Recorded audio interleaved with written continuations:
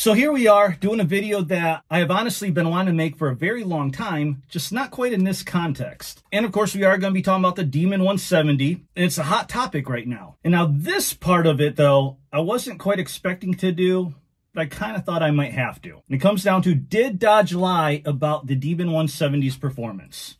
The short answer, no, they didn't. But YouTubers, they love negative stuff. They love clickbait stuff.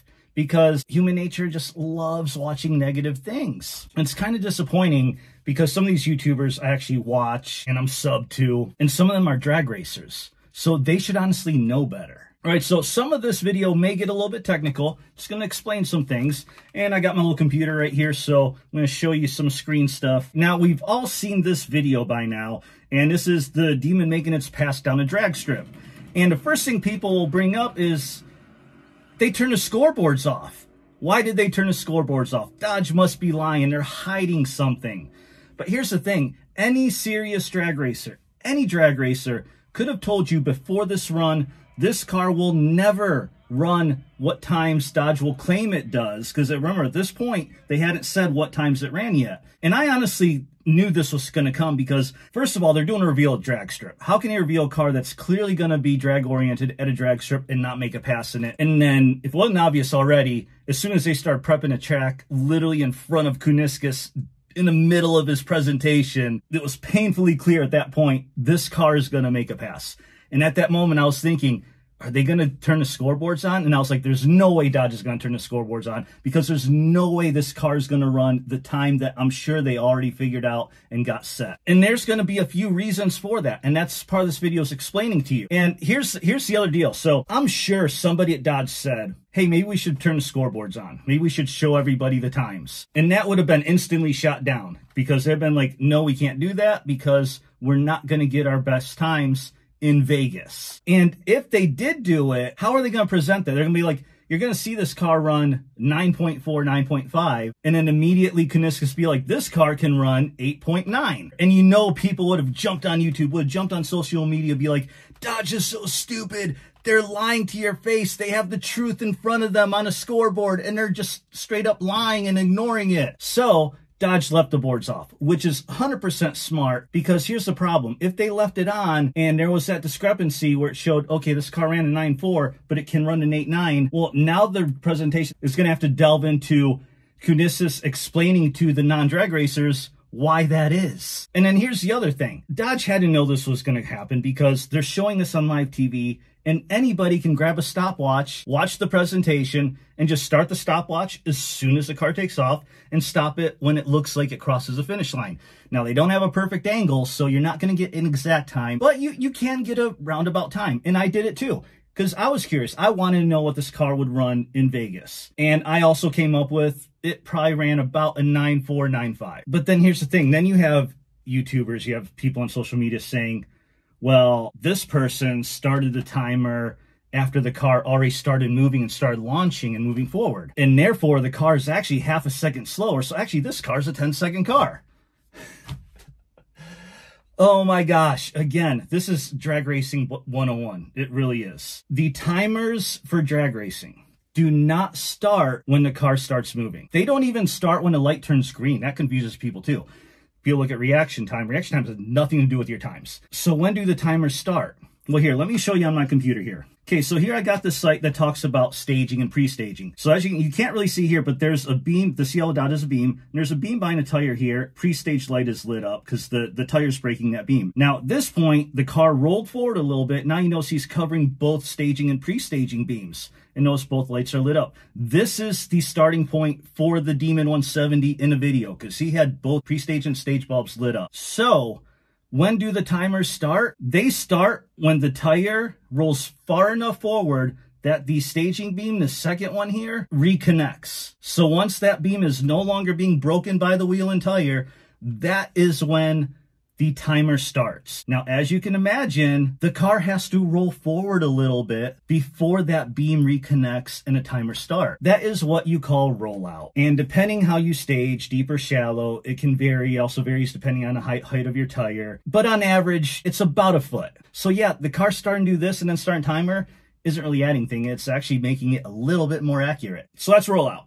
in a very quick way. Now, on top of that, one thing that people keep bringing up is, oh, look at the Demon. Look what happened with Demon. They said 9.65, and nobody could get 9.65.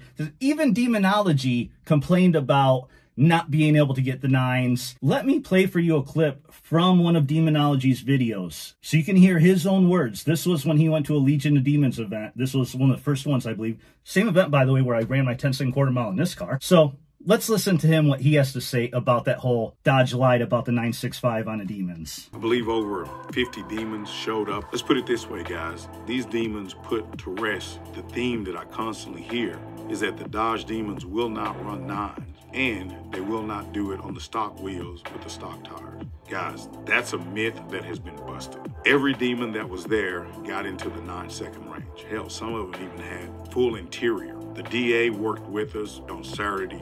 We had, I believe, a negative 1500 DA, and I was able to run my car. My best time was 983. But just to give you an example, guys, we had several Demons with stock tires and stock wheels all running into the 9-second range. Heck, one of those Demons ran a 9.7, and that was with stock tires and stock wheels.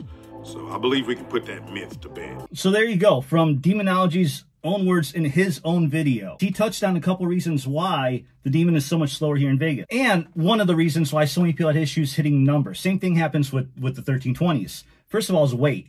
Now, if you want to talk about power to weight ratio and how much weight matters for racing, if you haven't subbed or if you're new to my channel, just look at my videos. I don't like to claim to be an expert in things, but I'd like to say I'm pretty knowledgeable when it comes to weight reduction and what weight does for your car. Here's the problem. So these times, they're being run with the base configuration, which this Demon 170, just like the Demon, just like the 1320, in a base version comes with just a single seat. That's it, one seat. So that is the lightest possible combination of car that you can get, which is going to net you your fastest time. And then you get people that order these cars and fully load them out, leather interior, the Harman Kardon 19 speaker system, however many speakers it's got, and sunroof, and like all these options that add on hundreds of pounds, literally hundreds of pounds.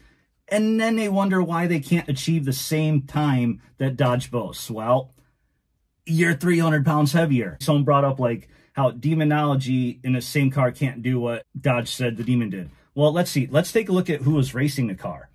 In a Demon, it was Leah Pruitt. Compare, Demonology's a big dude. I mean, I'm a big dude, and he's way bigger than me. I ran a 1098 in this car. If I had Leah Pruitt racing this car would be in a 10.8. And the other thing Demonology touched on in this clip was DA. And now this is what one of the videos I saw talking about Dodge lying briefly mentioned the elevation of Las Vegas, and then completely ignored that fact for the rest of the video, which makes no sense to me, because it's somebody that drag races. So now, to use it as an example, we are going to talk about my car, this car, the 1320. Now, if I were to talk about my car the way Dodge talks about these cars, and all these numbers I'm going to give you are actual real-world numbers I can prove to you if just look through my videos. I literally have every drag race I've ever done in this car, every pass-on quarter mile I've done is in one of my YouTube videos. So if I were Dodge talking about my car, I'd be like, here's my 1320, completely stock 392 drivetrain, minimal weight, massive weight reduction. This car has run a 10.9 quarter mile at 123 miles an hour. You've been like, holy crap, that's amazing. Or at least I hope you would. I mean, I do. But then let's just say I told you that and revealed my car in Kansas last June where I had a race. So let me show you one of my runs here in Kansas. Bad reaction time.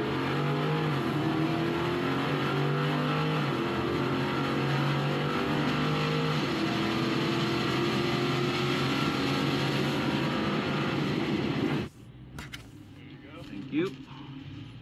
So as the day's getting hotter, I'm getting slower. I just dropped down to 1180 at 115. 1180. I just told you this car ran a 10.9 at 123. You would have been like, you're lying. This is like, you're caught in this horrible lie. Look at how slow your car is.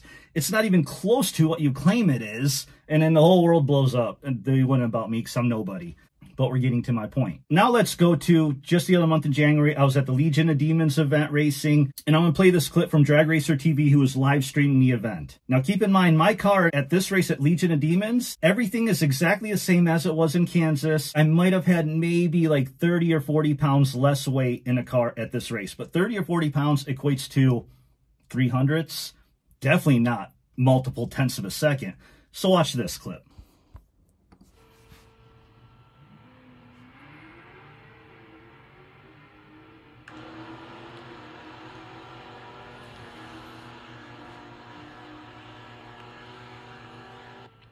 .1098 at 123, right side for Chris. There you go. There's my 10.9 run. Here, let me show you a slip from my video of that same run. Again, same car, almost no difference between Kansas and Legion of Demons. So what happened? This goes into how all drag racers know the Demon 170 would never run its claimed times in Vegas. Number one, elevation. Vegas is almost 2,000 foot elevation, whereas Houston, where I ran, is about 40 foot elevation. So we need to first figure out, well, where did Dodge run their time at? I have the answer. I know exactly where they ran it.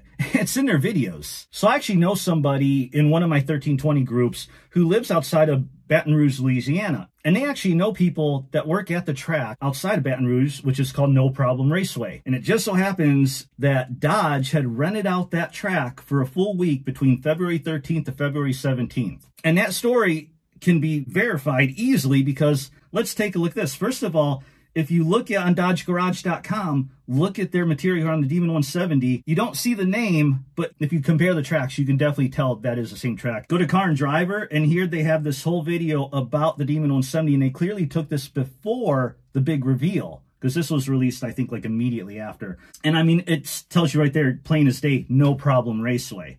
So No Problem Raceway is where Dodge got their best time. And we know it within the week of February 13 to 17. And it makes sense that they would rent the track for a full week because a car like this with a big event coming up, they're going to want to test it on an actual track. They probably put hundreds of passes on this thing, honestly. And I'm sure the driver that raced in Vegas, I bet you he was the one racing this because he was probably his practice in because you don't want to mess up when you got the whole world watching. It would be nice if Dodge could put out a video of the run with the boards lit up. But I bet you that video doesn't exist because I'm willing to bet the boards were never lit up this entire week. Why would they light up the boards? We're dealing with a 1/4 mile long track. That's a big area, not counting shutdown return road. Obviously, you had some media doing stuff there. They have photographers, they have camera people. So they obviously want to keep the times hidden and secret before the big reveal. They don't want it getting out. So they can't take that risk. So there's not going to be a video because I promise you probably what happened, and that's this speculation, but it's a fairly educated guess. You had members of Dodge and the NHRA representative or multiple to certify the run sitting in a tower behind the computer monitors that show the timing system and the times. So yeah, I promise you there's no video of the run with the boards on. The only way there could be a video is if someone took one from within that tower behind the computer monitor looking out at the track where you can see the run and then see the time pop up onto the monitor. That's the only way that would exist. Let's talk about the differences in elevation and more specifically density altitude. Now I'm going to try and not get too technical here, but density altitude has to do with weather. Now we have this cool site here called airdensityonline.com, and they show you all the weather conditions currently. You can look at forecasts, and the best part of this site, you can actually do a historical view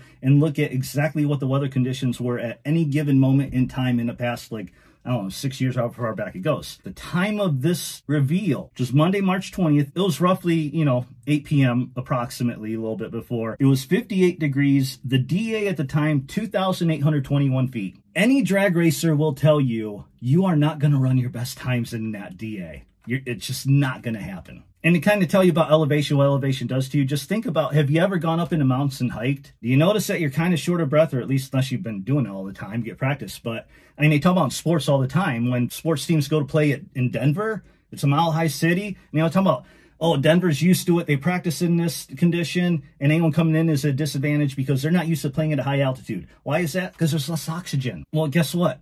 It affects cars too. Engines are just big air pumps. So the air that goes into them is going to affect the performance, just like it affects our performance when we're at higher elevation.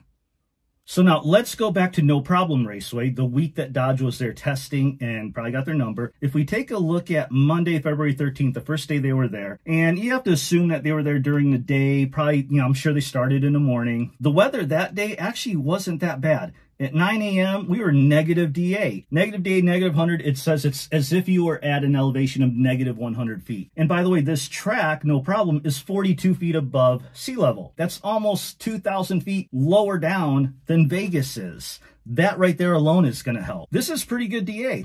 I don't know that they ran their 8-second quarter mile this day. I honestly doubt it. But I do think that this day they would have got close. Now, if we go through all the different days, most of the rest of the week, Tuesday, Wednesday, Thursday, as you can see, Tuesday got up as high as 1,600 DA. Wednesday was really warm out there. It was almost 80 degrees, got up to 2,200 DA. Thursday of that week, same thing. But this is where it changes. You know for a fact, as I do, as I've been chasing times in this car for the past 2 years, Dodge was keeping an eye on the weather, just like I have been. And they knew, according to the forecast, that the last day of that week, Friday, was going to be a really good day.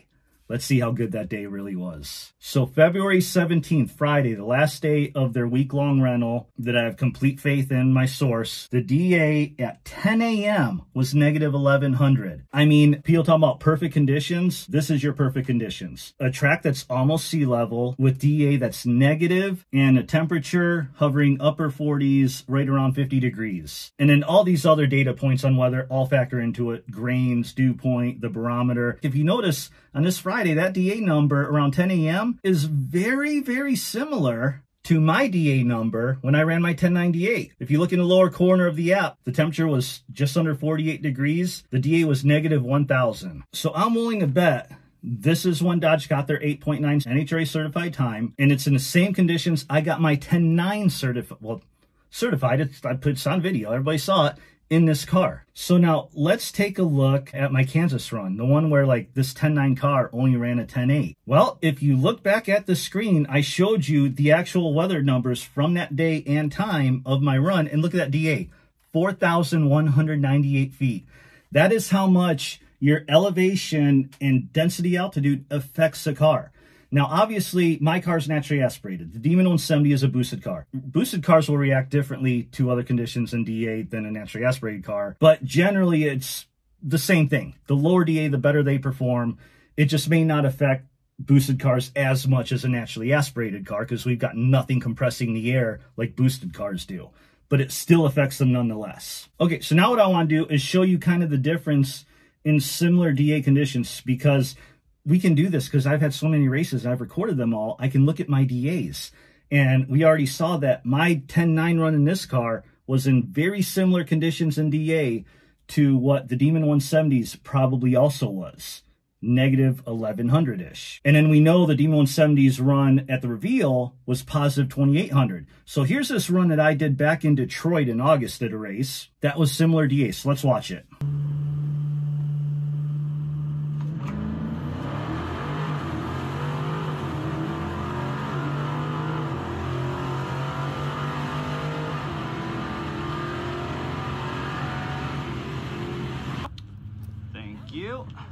Okay, so if you look at that run, look at the DA, 2,900, pretty close to what the Vegas run was for the Demon 170, and I ran an 11:57 at 118. It is the same car that I said ran a 10.9, lost almost 0.6 of a second going to 2,900 DA. Now, if the Demon 170 is affected similarly, even somewhat close generally, how much is 0.6 of a second slower than 8.9? 9.5. How much did a lot of us use a stopwatch and time that Vegas reveal run? 9.495. Now I'm willing to bet it was more of a 9.4 because it shouldn't affect that car as much as my car. But seems this lines up. Wouldn't you say so? I mean, I'm not crazy, right? So do I believe Dodge lied?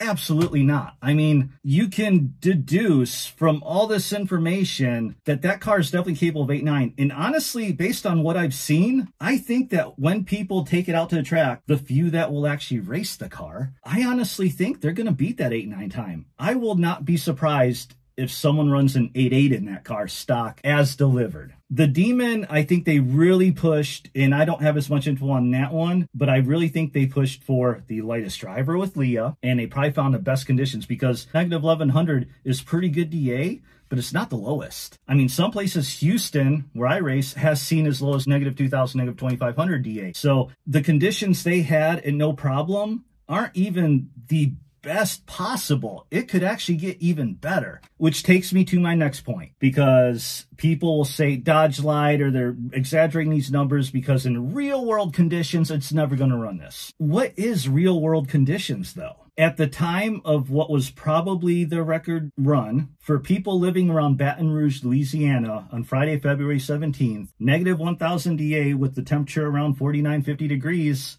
wasn't just at the track. They all experienced it, and they're in the real world, are they not? And just to further my point, what is real world conditions for one is completely different for someone else. If you live in Denver, real world conditions for you are much less optimal for racing than somebody living down in Houston. That's just how it is. And this sometimes frustrates me when I hear someone buy a car, and I see this all the time with 1320s. They get a car and they're like, I'm barely breaking into 12s. How are these cars supposed to run 11s? And then you find out they live in Denver and they're racing where it's 5,000 foot elevation. It's like, of course you're not going to run an 11 up there. No, you've got to go to where it's lower elevation. So what numbers should Dodge use? Should they use a number from Denver to be the slowest possible and then just everybody beat that number no matter where they are? Should they use something middle of ground? Like Vegas is a little bit lower, but not quite. But do people care about average numbers? No, no one cares about averages.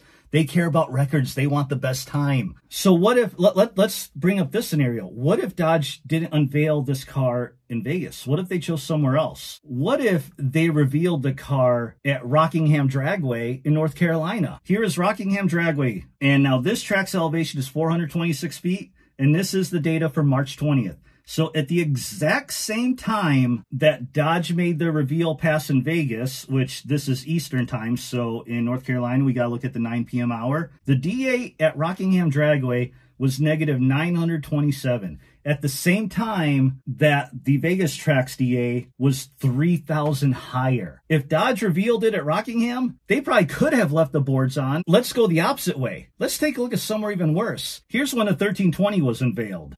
And I think I hear a Hemi right now. Oh, it's beautiful. Same color as my car, too.